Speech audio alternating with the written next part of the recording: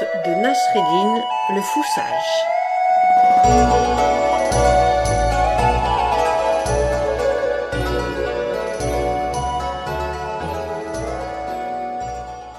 Une question. Un jour, un voisin demanda à Nasreddin pourquoi, quand on lui posait une question, il répondait toujours par une question. C'est vrai? پرسش.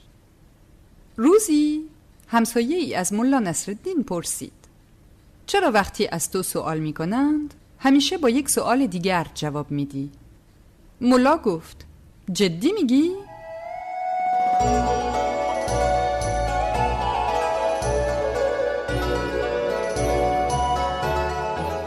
La question difficile. Un jour, Nasreddin pénétra dans le jardin de son voisin et se mit à ramasser des légumes qu'il mettait dans son panier. Le voisin surgit et cria « Que fais-tu là dans mon potager ?» « Ah !» répondit Nasreddin, « tu ne vas pas me croire. Je marchais bien tranquille dans la rue quand un vent violent s'est levé et m'a soulevé et transporté jusqu'à ton jardin. Je me suis accroché à ce que j'ai pu, des carottes, des choux, des navets. » « Mais enfin, coupa le voisin, comment alors peux-tu expliquer que les carottes, les choux et les navets soient bien rangés dans ton panier ?»« Eh bien, vois-tu, mon ami, répondit Nasreddin, c'est justement la question que je me posais quand tu es arrivé.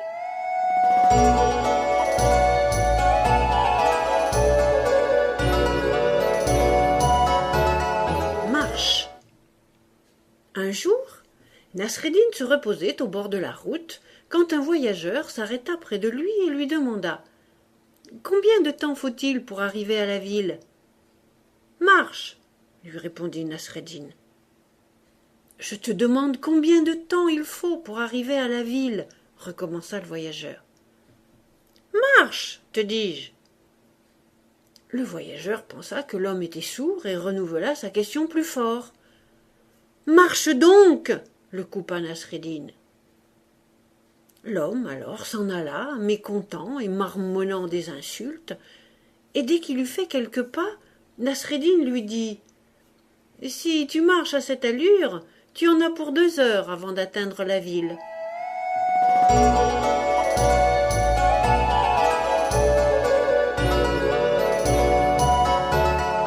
Le fils de Nasreddin. Le fils de Nasreddin, adolescent, ne se croyait pas beau et refusait de sortir de chez lui de crainte qu'on ne se moque de lui. Son père lui serinait qu'il ne faut pas écouter ce que les gens disent parce qu'ils critiquent à tort et à travers. Mais le fils s'obstinait à rester à la maison. Alors Nasreddin lui dit un jour « Mon fils, demain tu viendras avec moi au marché. » Le lendemain, en effet, de très bonne heure, Nasreddin monta sur le dos de son âne, et, son fils marchant à ses côtés, ils partirent au marché. En arrivant vers la place, ils passèrent devant un groupe d'hommes assis, en train de bavarder, et l'un d'eux s'esclaffa. « Regardez-moi cet homme! Il va bien tranquillement assis sur son âne, et laisse marcher son jeune fils. Il pourrait pourtant lui laisser sa place. Il a dû bien en profiter déjà de son âne. » Nasreddin chuchota à son fils. « As-tu bien entendu? Demain, nous reviendrons. » Le lendemain matin, ils repartirent au marché. Mais cette fois, le fils monta sur l'âne, tandis que le père marchait à côté. Ils passent devant le même groupe d'hommes, et l'un s'écrie « Regardez-moi cet enfant, bien tranquille sur l'âne, alors que son vieux père marche à pied. Quelle éducation, vraiment !» Nasreddin chuchota à son fils. « As-tu bien entendu? Demain, nous reviendrons. » Le lendemain matin, ils retournèrent au marché, le père et le fils, tous les deux à pied, tirant l'âne par sa bride. Ils repassent devant les hommes qui se moquèrent d'eux. « Ah! Regardez un peu ces 2 idiots, ils ont un âne et n'en profitent même pas. Ils ne savent peut-être pas qu'un âne est fait pour porter les hommes. Ha ha !» Nasreddin chuchota à son fils. « As-tu bien entendu? Demain, nous reviendrons. » Le lendemain, ils retournèrent au marché. Cette fois, le père et le fils étaient assis sur le dos de l'âne. Ils passent à nouveau devant le groupe d'hommes, qui cette fois s'indigna.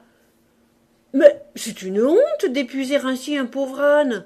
Ils n'ont donc aucune pitié pour cette pauvre bête. » Nasreddin chuchota à son fils. « As-tu bien entendu? Demain, nous reviendrons. » Le lendemain, ils repartirent au marché. Le père et le fils portaient l'âne sur leurs épaules. « Ha ha !» s'exclamèrent faire les hommes. « Regardez ces deux fous! Ils sont bons à enfermer, ces deux-là !» Nasreddin chuchota à son fils. « As-tu bien entendu? Quoi que tu fasses dans la vie, il y a toujours des personnes qui te critiqueront. Mon fils, tu ne dois pas écouter ce que les gens disent. »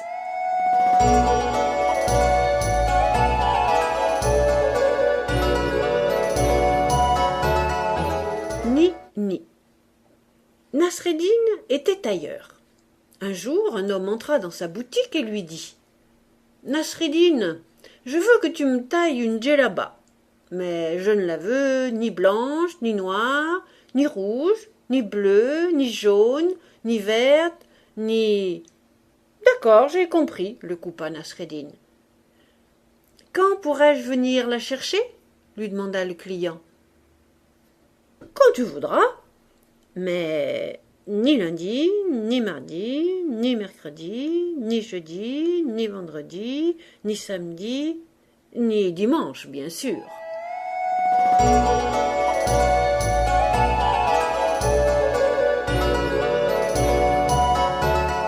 Les larmes. Un jour, le plus riche marchand de Bagdad venait de mourir et on le conduisait au cimetière.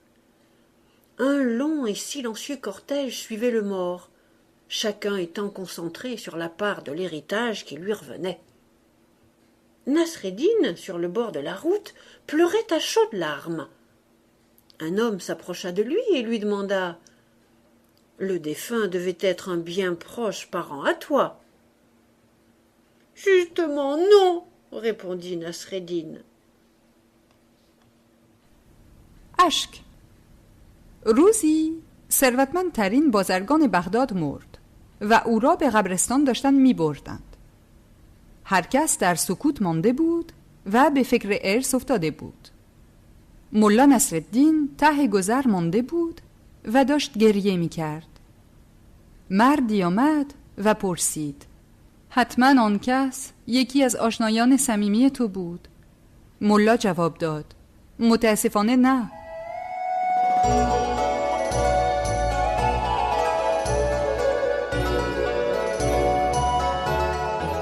Le nuage.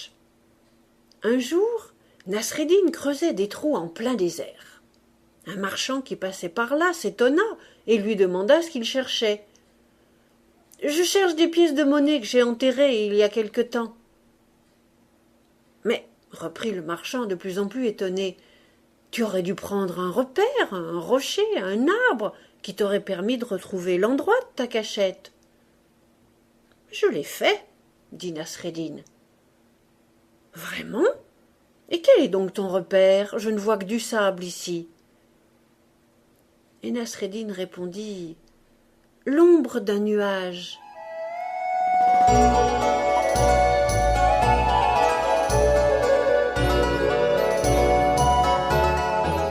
La vie. Nasreddin était passeur sur le fleuve. Avec sa petite barque, il faisait traverser d'une rive à l'autre les voyageurs, les marchands, pour quelques petites pièces de monnaie. Un jour, un grand savant, chargé de livres, embarqua. Nasreddin l'accueillit et se mit à lui parler de choses et d'autres tout en ramant. Le savant se rendit compte que Nasreddin ne s'exprimait pas très correctement.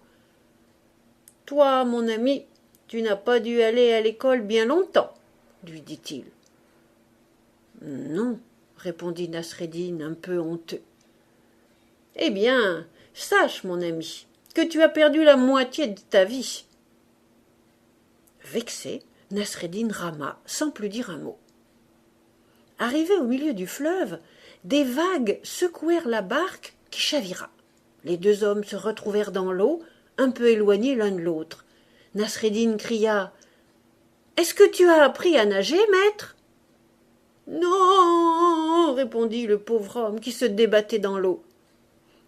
« Alors, mon ami, lui dit Nasreddin, tu as perdu ta vie tout entière. »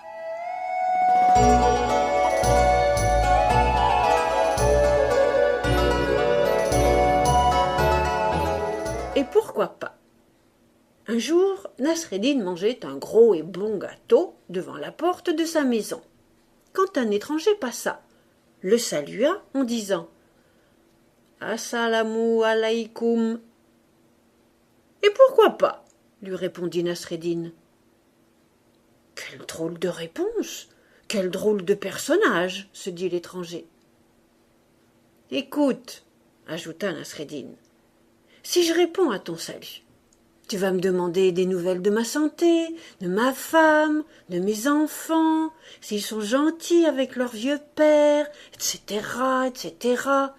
De mon côté, je devrais te demander des nouvelles de chez toi. Et nous allons discuter et sympathiser. Et alors, viendra le moment où tu me demanderas de te donner un morceau de mon gâteau. Et comme je ne veux pas t'en donner, je refuserai. Et tu me demanderas « Pourquoi ?»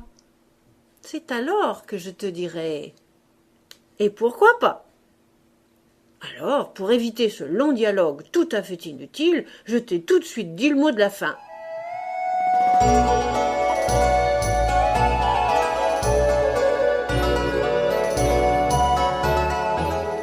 Mourir. Le roi, ayant entendu dire que souvent Nasreddin se moquait de lui, l'envoya chercher. « Nasreddin, lui dit-il, cette fois tu as dépassé les limites, je te condamne à mort. »« Oh, dit Nasreddin, mon seigneur, accorde-moi une dernière faveur. »« Une seule, oui, répondit le roi. Je te laisse le choix de ta mort. »« Oh, merci, mon seigneur, dit Nasreddin tout soulagé. Eh bien, je voudrais mourir de vieillesse. Le roi éclata de rire et laissa la vie sauve à Nasreddin.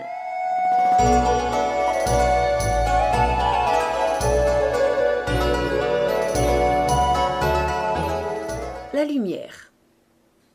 Un soir, tard dans la nuit, Nasreddin tournait en rond au pied d'un lampadaire penché en avant. Un voisin passa près de lui et lui demanda ce qu'il faisait ainsi. « J'ai perdu la clé de ma maison, » dit Nasreddin. « Oh, alors je vais t'aider à la chercher. » Au bout d'un long moment, pendant lequel ils cherchèrent minutieusement, le voisin s'étonna de ne pas retrouver la clé et dit « Voyons, Nasreddin, es-tu absolument sûr de l'avoir perdue ici, ta clé ?»« Non, je l'ai perdue dans l'autre rue toute noire, là-bas. »« Mais pourquoi la cherches-tu ici, alors ?»« Mais parce que c'est là qu'il y a de la lumière, tiens. »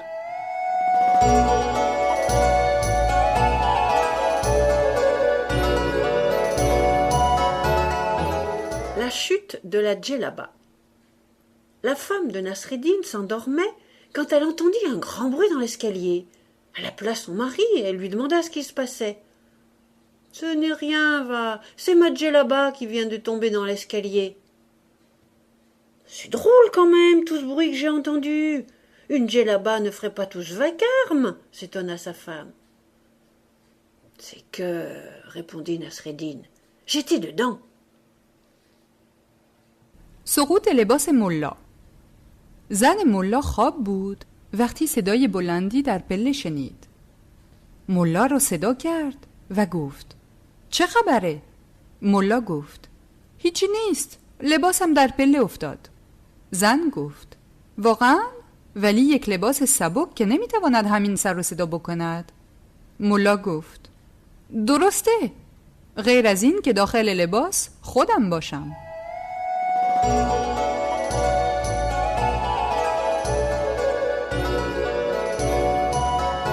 L'âne volé. Un jour, sur la place du marché, en revenant de faire ses achats, Nasreddin ne retrouva plus son âne là où il l'avait attaché. « Tiens, se dit-il, quelqu'un m'a volé mon âne. » Alors il courut sur une haute terrasse et se mit à crier de toute la force de sa voix. « Rendez-moi mon âne, sinon je ferai exactement la même chose que mon père quand on lui a volé son âne. » La foule sur le marché entendit cette menace et se demandait bien ce qu'avait pu faire le père de Nasreddin, et tout le monde s'interrogeait. Ainsi la menace arriva aux oreilles des voleurs de l'âne de Nasreddin, qui prirent peur et vinrent vite rendre l'âne. « Tiens, Nasreddin, ce n'était qu'une blague, on voulait juste te faire peur. Mais dis-nous un peu, qu'a donc fait ton père quand on lui a volé son âne ? » « Il en a racheté un autre, pardi. »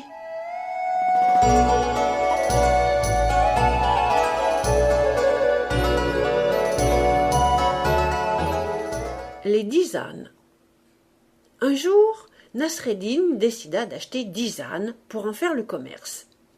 Sur le chemin du retour, en pleine campagne déserte, il s'inquiète un peu, pensant qu'il y a peut-être des voleurs dans le coin, et se met à compter ses ânes.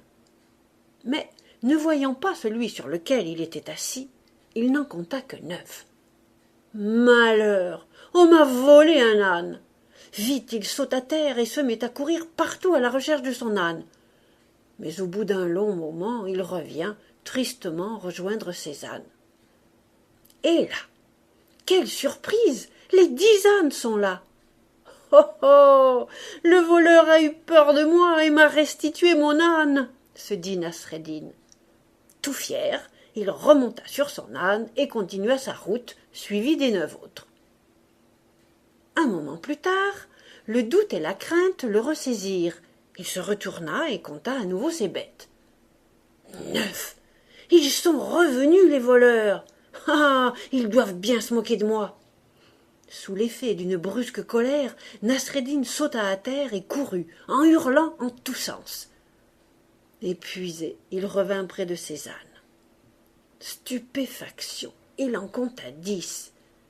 Hé, hé, je leur ai bien fait peur encore une fois, et ils m'ont rendu mon âne.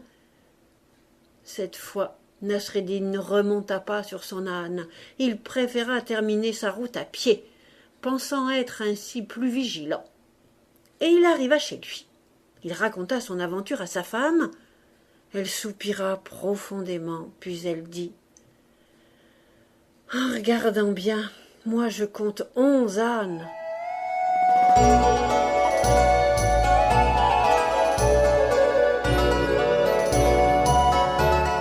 Le chat.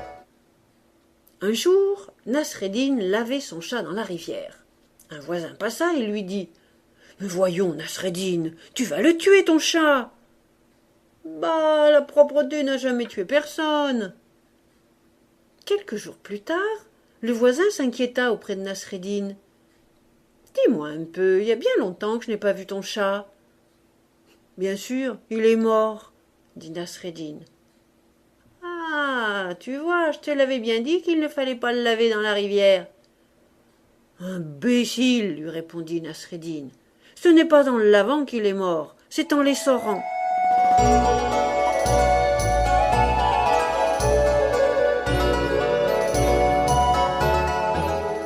Le chameau. Un jour, un bédouin vint voir Nasreddin furieux. J'étais dans le désert quand j'ai eu envie d'une petite sieste. J'ai recommandé mon chameau à Dieu et je me suis endormi. À mon réveil, mon chameau avait disparu. « Et pourquoi me racontes-tu ça ?» demanda Nasreddin. « Mais parce que c'est toi qui nous as dit à la mosquée d'avoir confiance à Dieu. »« Bien sûr, mon ami, aie toujours confiance en Dieu, mais aussi n'oublie jamais d'attacher ton chameau. »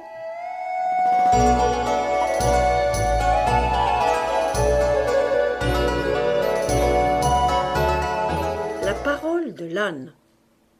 Un jour, un voisin de Nasreddin vint lui emprunter son âne pour aller faire ses courses. « Hélas, mon cher ami, je ne peux pas te prêter mon âne, il n'est pas là. » Au moment où le voisin faisait demi-tour, il entendit braire l'âne de Nasreddin. Furieux, il cria à Nasreddin: « Comment peux-tu te prétendre mon ami alors que tu refuses de me prêter ton âne ?»« Je te dis que mon âne n'est pas là. »« Arrête tes mensonges, je l'entends, ton âne. »« Ah, voisin, dit Nasreddin, tu me déçois. Comment peux-tu te prétendre mon ami puisque tu attaches plus d'importance à la parole d'un âne qu'à la mienne ?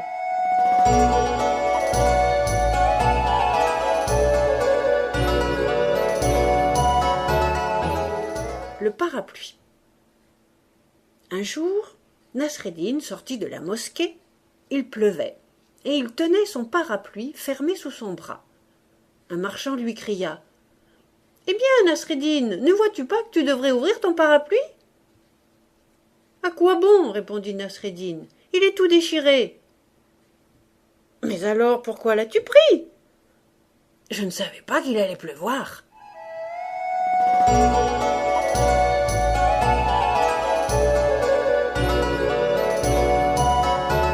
Une tombe. Un jour, Nasreddin et son fils allèrent soutenir une épouse éplorée dont le mari venait de mourir. La veuve pleurait fort, se lamentait. « Mon pauvre mari, tu vas aller maintenant dans une demeure bien étroite, sombre et humide, sans pain, sans semoule, sans air ni lumière, sans chaleur ni amour. » Alors Nasreddin chuchota très vite à l'oreille de son fils. « Cours vite à la maison et ferme bien la porte. C'est chez nous qu'on va apporter le mort. » قبر. روزی ملا نصرالدین و پسرش رفتن پلوی یه بیوه که تازه شوهرش از دست داده بود. بیوه داشت گریه می کرد و ناله می کرد. بیچاره شوهرم، حالا قرار شد توی جای تنگ و تاریک و پر رطوبت، بدون نان، بدون برنج، بدون هوا و نور، بدون گرما و عشق برسی. ملا در گوش پسرش گفت: برو خانه و در را خوب ببند. قرار شد شوهرشو پیش ما بیاورند.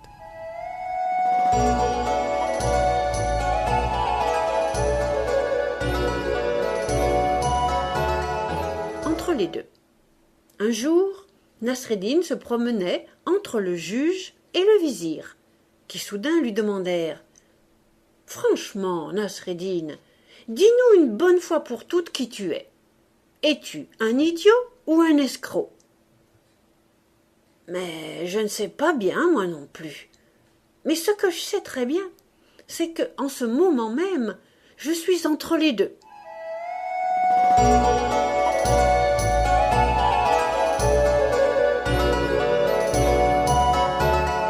Un vrai imbécile. Un jour, Nasreddin se trouvait chez le roi, assis selon la tradition, chacun à un bout du tapis. Le roi était très en colère contre Nasreddin. « Franchement, Nasreddin, dis-moi, qu'est-ce qui te sépare d'un vrai imbécile ?»« Oh, dit Nasreddin en baissant la tête, si peu de choses, tout juste l'espace d'un tapis. »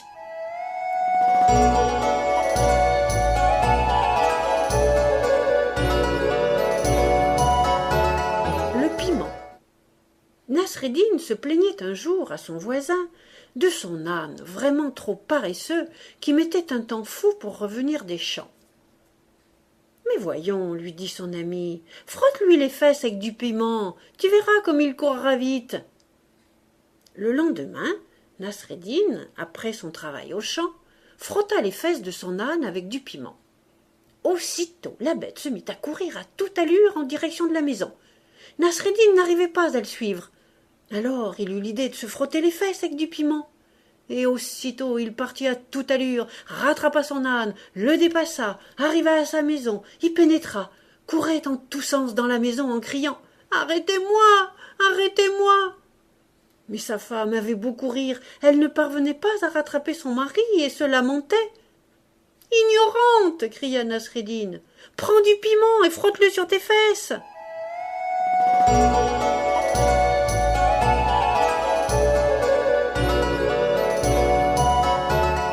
Le rêve. Un matin, Le fils de Nasreddin courut vers son père et lui dit « Si tu savais le beau rêve que j'ai fait cette nuit, j'ai rêvé que tu me donnais 10 dinars. » « Superbe, répondit Nasreddin. Eh bien, comme tu es un bon fils, tu peux les garder, ces 10 dinars, et aller t'acheter ce que tu veux.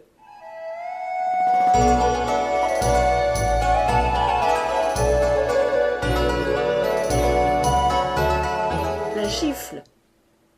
Un jour, Nasreddin se disputa fort avec un marchand de la ville qui en arriva à gifler Nasreddin. Celui-ci porta plainte. Le juge écouta attentivement les deux hommes, mais surtout il ne voulait pas se fâcher avec le riche marchand. Alors il dit au marchand « Pour le prix de la plainte, tu donneras un pain à Nasreddin. » Nasreddin fit un effort pour rester calme, s'approcha du juge et lui donna une gifle. « Malheureux, que viens-tu de faire ?» cria le juge. « C'est que, répondit Nasreddin, je suis pressé. Alors, quand on apportera le pain, prenez-le vous-même. » Et il s'en alla, assez content de lui.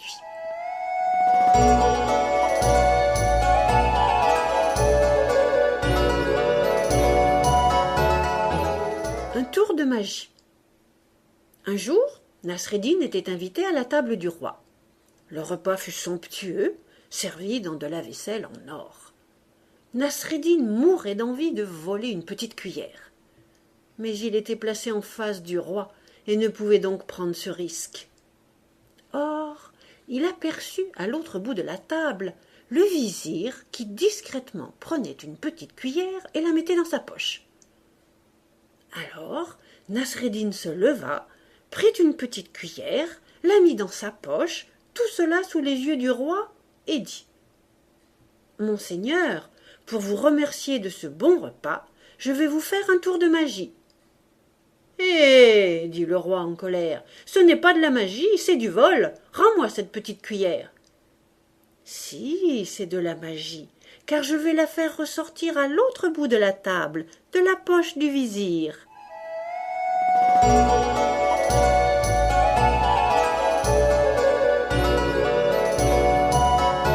Une omelette. Un jour, Nasreddin recevait son voisin à dîner et présenta sur la table une belle langue d'agneau. « Pouah !» dit le voisin, « je ne peux pas manger ce qui sort de la bouche d'un animal. »« Ah bon ?» dit Nasreddin, « alors je vais te faire une omelette. »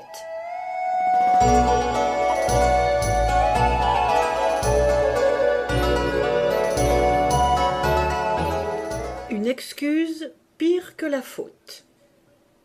Un jour, le sultan dit à Nasreddin « On nous a toujours enseigné qu'une excuse après la faute fait partie de la bonne éducation. Alors, comment expliques-tu, Nasreddin, le fameux dicton « Certaines excuses sont pires que la faute » ? Nasreddin réfléchit un instant, puis sourit et répondit « Je te donnerai ma réponse demain matin, la nuit porte conseil. » Le lendemain, Nasreddin s'approcha vivement du sultan, lui sauta au cou et l'embrassa sur la bouche. « Malheureux, comment oses-tu » cria le sultan tout suffoqué. « Excuse-moi, dit Nasreddin, je t'ai confondu avec ton épouse. »« Misérable, mais c'est encore bien pire, je vais te mettre à mort. »« Non, non, maître, c'est uniquement pour illustrer le dicton d'hier. Certaines excuses sont pires que la faute. »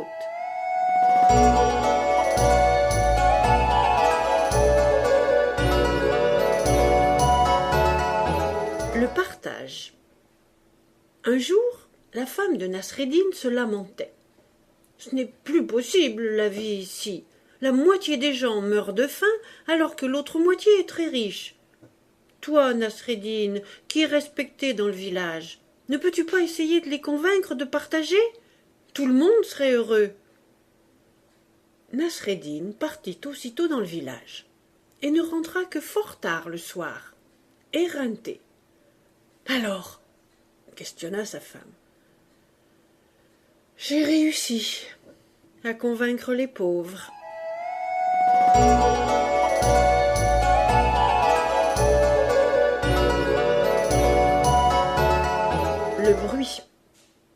Un jour, Nasreddin reçut la visite d'un voyageur qui avait entendu parler de la grande sagesse de Nasreddin.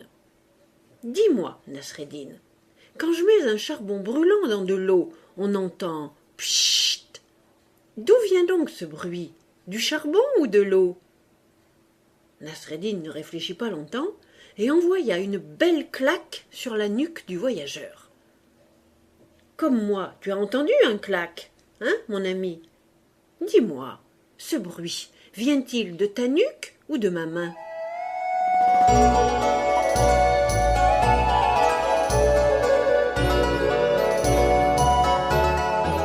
Les tigres. Un jour, Nasreddin répandait du sel tout autour de sa maison. Un voisin passe qui lui demande pourquoi il fait cela. « C'est pour éloigner les tigres, » lui répondit Nasreddin.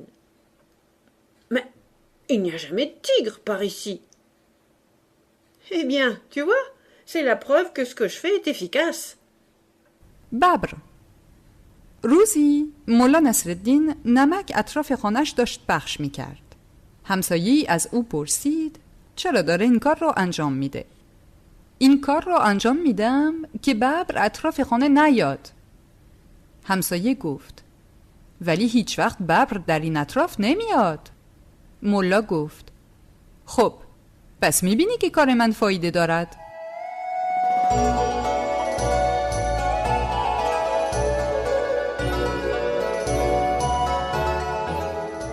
La recette.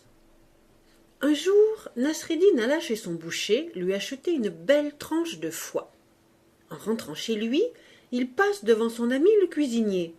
Nasreddin lui demande une recette pour accommoder sa tranche de foie. Le cuisinier accepte et la lui écrit sur une feuille de papier. Tout content, Nasreddin continue son chemin. Tout à coup, un corbeau s'approche de lui et d'un coup de bec lui attrape sa tranche de foie et s'envole aussitôt dans le ciel. « Pauvre idiot !» lui crie Nasreddin. « Tu as peut-être le foie, mais c'est moi qui ai la recette. »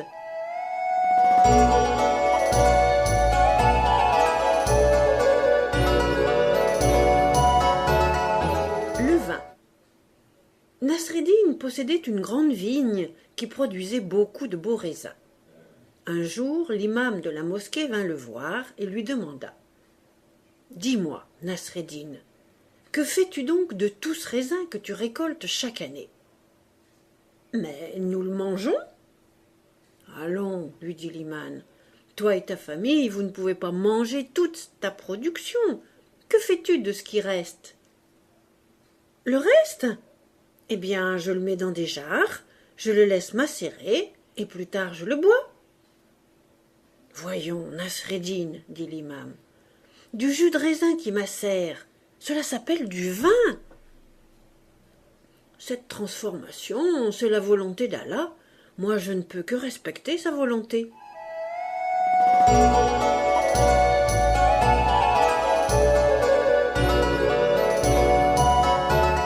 Parole d'homme. Un jour, au café, un homme demanda à Nasreddin son âge. « J'ai 40 ans, » répondit Nasreddin. « Mais il y a 10 ans, tu nous disais déjà avoir 40 ans. »« Et alors ?» ajouta Nasreddin. « Un homme, un vrai, ça n'a qu'une parole. »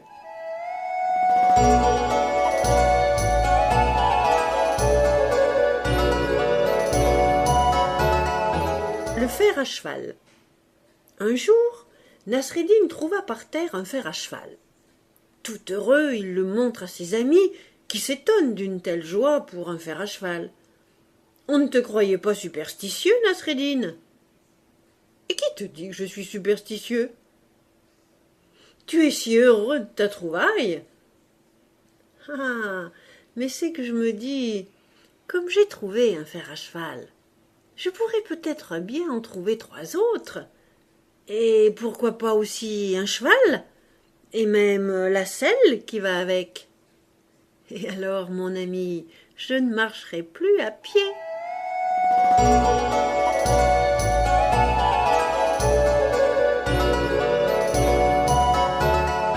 La lune et le soleil. Un jour, Un voisin demanda à Nasreddin lequel était le plus utile, de la lune ou du soleil. « Mais la lune, bien sûr, répondit Nasreddin. « Vraiment? Pourquoi? » « Eh bien, la lune apparaît la nuit, or c'est la nuit qu'on a le plus besoin de lumière. »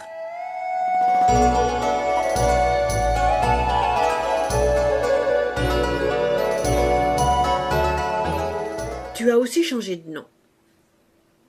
Un jour, sur le marché, Nasreddin aborda un homme et lui dit « Oh, comme tu as changé!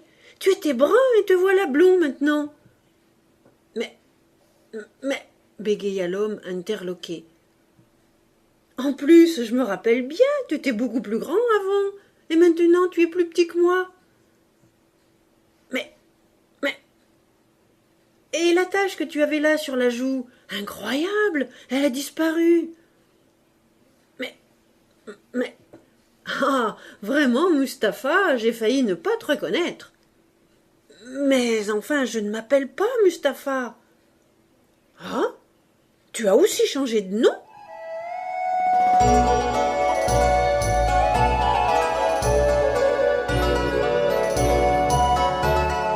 La part de Dieu. Un jour, Nasreddin discutait avec deux amis. « Moi, dit l'un, si je trouve des pièces d'or, je dessinerai un cercle par terre, je jetterai les pièces vers le ciel, et tout ce qui tombe dans le cercle sera pour moi. Tout ce qui tombe en dehors du cercle sera la part de Dieu, je le donne aux pauvres. »« Je ferai de même, déclare l'autre, mais ce qui tombera à l'extérieur sera pour moi. Le reste sera la part de Dieu. » Nasreddin, qui était resté songeur, déclara enfin « Moi, je ne tracerai pas de cercle. Je jetterai tout vers le ciel, et Dieu se servira. Je prendrai ce qu'il laissera retomber par terre. »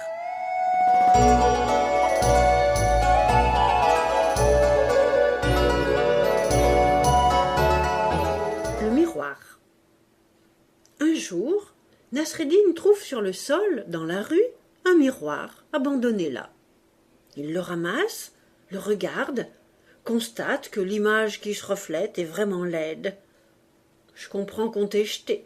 Tu es vraiment trop laid. » آینه. روزی ملا نصرالدین آینه‌ای پیدا کرد. در دستش گرفت، باستا به خودش را نگاه کرد و گفت حتما تو را انداختن وسط خیابان، چون واقعا بسیار زشت هستی.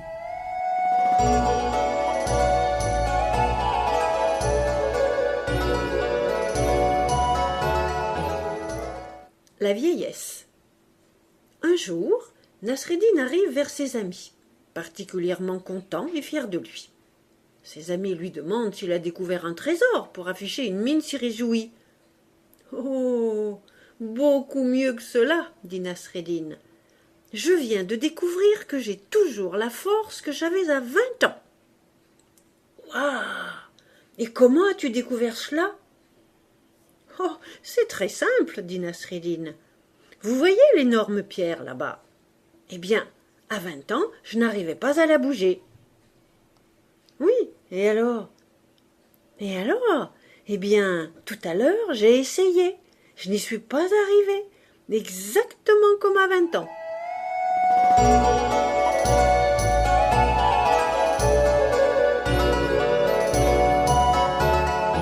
Vizir du pétrole. Un jour, Nasreddin se présenta devant le roi et lui parla ainsi. « J'aimerais bien avoir un titre. Toi qui as les pouvoirs, fais de moi un vizir. »« Malheureusement, mon pauvre Nasreddin, dit le roi, tous les postes sont pourvus. Je ne vois pas quel titre je pourrais te donner. »« Vizir du pétrole, par exemple. »« Voyons, Nasreddin, tu sais bien qu'il n'y a pas de pétrole sur mes terres. »« Bah, tu as bien un vizir de la justice. »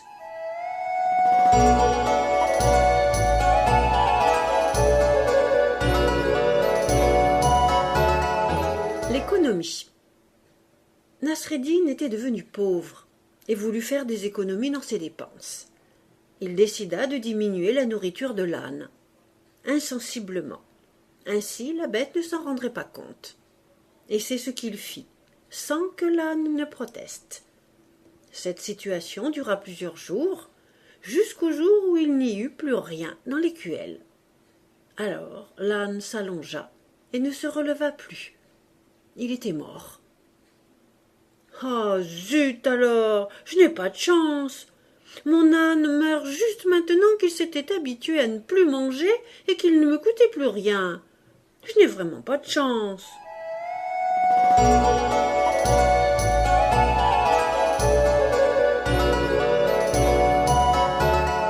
Combien je vaux? Un jour, le roi s'était habillé avec son beau manteau tout neuf. Il se tourna vers Nasreddin et lui demanda « Dis-moi, Nasreddin, combien, à ton avis, je vaux ?»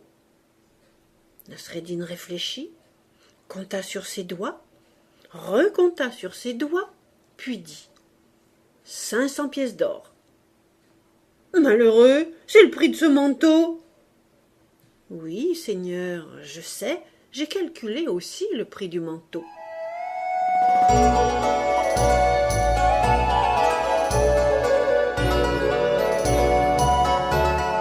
Le hashish. Quand Nasreddin était jeune, son maître lui expliqua que le hashish avait sur l'homme les mêmes effets que l'alcool.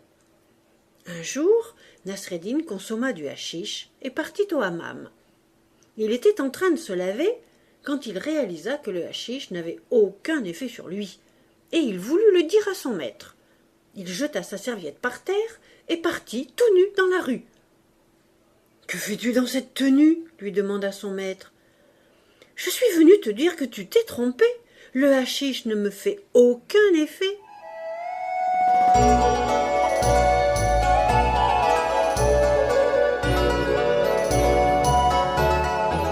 Maintenant, un jour, le roi dit à Nasreddin « Quand tu mourras, je donnerai le plus beau des linceuls pour ton corps. »« Oh, dit Nasreddin, habille-moi maintenant et enterre-moi tout nu. »